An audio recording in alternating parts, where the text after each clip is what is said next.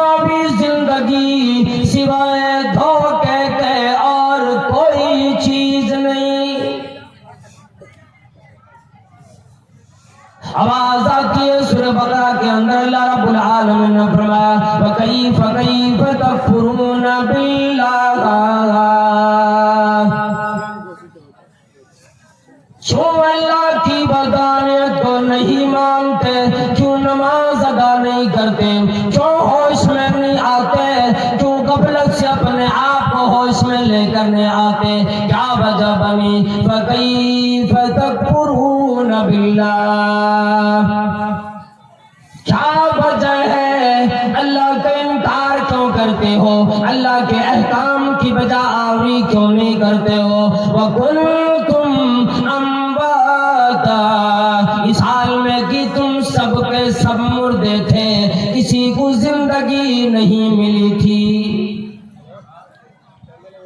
فَأَحْيَاكُمْ، پھر تمہیں زندگی دے دی، ثُمَّ يُمِيتُكُمْ، پھر تمہیں وہی ذات موت بھی دے گی، ثُمَّ يُحْيِيكُمْ، پھر دوبارہ اٹھائے جاؤ گے، ثُمَّ إِلَيْهِ تُرْجَعُونَ، پھر اسی ذات کی طرف ہر ایک کو لوٹ کر کے واپس اس دنیا سے چلا جانا ہے۔ اس دنیا میں جو زندگی ملی ایک ایک لمحے کا حساب دینے کے لیے، اپنی جزا و سزا پانے کے لیے، اس دنیا میں زندگی گزارنے کے بعد برزخی زندگی آ جاتی ہے، قبر والی زندگی آ جاتی ہے۔ اس زندگی کو گزارنے کے بعد پھر بندہ اپنے رب کے سامنے پہنچے گا، حساب و کتاب ہوگا، اور اس کے بعد پھر اس بندے کو جنت ملے گی یا جہنم ملے گی۔ پھر یہ بندہ کامیاب ہوا تو جنت ملے گی، کامیاب نہیں ہو سکا تو پھر یہ جہنم رسید ہوگا۔ اللہ رب العالمین نے فرمایا منہا خلقناکم وفیہا نعیدکم ومنہا نخرجکم تارۃ اخری، اسی مٹی سے میں نے تمہیں پیدا کیا، پھر اسی میں تمہیں واپس کرنے والا ہوں، اور پھر اسی مٹی سے تم سب کی سب اٹھائے جاؤ گے، پھر اسی سے زندہ کیے جاؤ گے۔ روایت میں یوں آتا ہے ایک ایک قبر سے کئی لوگ اٹھیں گے، اور جب اسرافیل السلام سور میں پھونک ماریں گے، آگ میں پنی قبر سے دھڑام دھڑام اٹھے گا، اور پھر تب میدان محشر کی طرف روانہ ہو جائے گا۔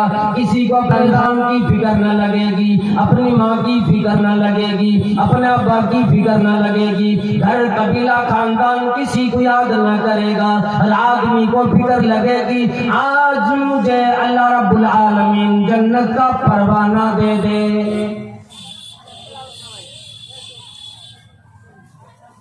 خلیفہ ہارون رشید جو تھے، ایک نیک بادشاہ گزرا، کئی ہزار مربع میل کے وہ بادشاہ تھے، اتنی بڑی کامیابی بادشاہت ملی، دولت و عہدہ ملا۔ ان کے زمانے میں ایک بہلول نامی ان کے پاس آیا کرتا تھا، پاگلوں کی طرح رہتا تھا، اور ہارون رشید ان سے کبھی کبھی مذاق بھی کر لیا کرتے تھے۔ ایک دن بہلول اس حال میں ہارون رشید کے پاس آیا، جبکہ ہارون رشید کے ہاتھ میں ایک چھڑی تھی، ایک عصا تھا۔ مذاق کرتے ہوئے ہارون رشید نے انہیں دے دیا کہ اے بہلول لو یہ چھڑی اس آدمی کو دے دینا جو تم سے زیادہ بے عقل ہو، جس کے پاس تم سے زیادہ شعور نہ ہو، تم سے زیادہ بے عقل آدمی ہو، اس آدمی کو یہ چھڑی دے دینا۔ مذاق کرتے بھی آپ نے ہارون رشید نے کہہ دیا اس بہلول سے، بہلول نے ہنستے ہوئے چھڑی لے لیا، اپنے گھر کو روانہ ہو۔ اور روزانہ آتے جاتے تھے، پتہ لگاتے تھے بادشاہ کس حال میں ہے، کس کیفیت میں ہے۔ اور انہوں نے دیکھ بھی رکھے کہ بادشاہ جی جگہ بھی جاتا ہے، ان کی کمانڈر، ان کا فوج اس جگہ پہلے چلا جاتا، مہینے بھر پہلے جا کر اس جگہ کی چھان بین کرتا ہے، وہاں ریسرچ کرتا ہے، دیکھتا ہے، اس کی تیاری کرتا ہے، بڑے بڑے پنڈال کو لگا کر لوگوں کے آنے کی تیاری کرتا، مہینے بھر پہلے اس کے کھانے کی تیاری، رہنے کی تیاری، ساری چیزوں کی تیاریاں ہونے لگ جاتی ہیں۔ ہارون رشید بیمار پڑا، وہ بہلول آیا، کہنے لگی بادشاہ جی کیا بنا، کیا تکلیف ہے؟ ہارون رشید بھی عقل مند کہنے لگا اب دنیا کا ڈاکٹر مجھے میرا علاج کر نہیں سکتا، اب میرا آخری وقت ہے، آخری سفر پہ جانے والا ہوں، اس سفر پہ جا رہا ہوں جہاں پہ بندہ جس سفر پہ چلا جاتا پھر دنیا میں لوٹ کر نہیں آتا، یہاں پھر آنے کی اجازت نہیں ملتی، پھر وہ آدمی تو اپنے رب کے سامنے اللہ سے ملتا ہے، اپنے رب کے سامنے زندگی کا حساب و کتاب کے لیے جاتا ہے۔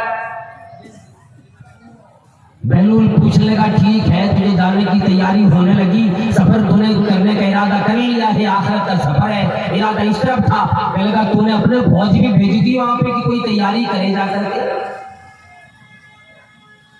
دنیا میں تو بڑے بڑے پلڈان لگاتے تھے، بڑی جگہ تیار کیا کرتے تھے، لوگوں کو اطلاع کرتے تھے، اعلان کئی دن پہلے سے ہو جایا کرتا تھا، کیا تو نے آج بھی اپنے کسی فوجیوں کو بھیج دیا کہ جاؤ جی میں جس مکان میں رہوں گا قیامت آنے سے پہلے پہلے تک اس جگہ کو تیاری کر؟ کیا آپ کا کوئی فوج بھی وہاں پی گیا کہ نہیں؟ کھانے کی تیاری کس نے کرنے کی ذمہ داری لی؟ کہنے لگا او بہلول کا پاگلوں کی طرح بات کیا کرتا ہے، یہ ایسا سفر ہے جس کے ساتھ زمانہ میں کوئی جانے والا نہیں، اپنا بیٹا بھی اپنے باپ کے ساتھ جانے کو تیار نہیں،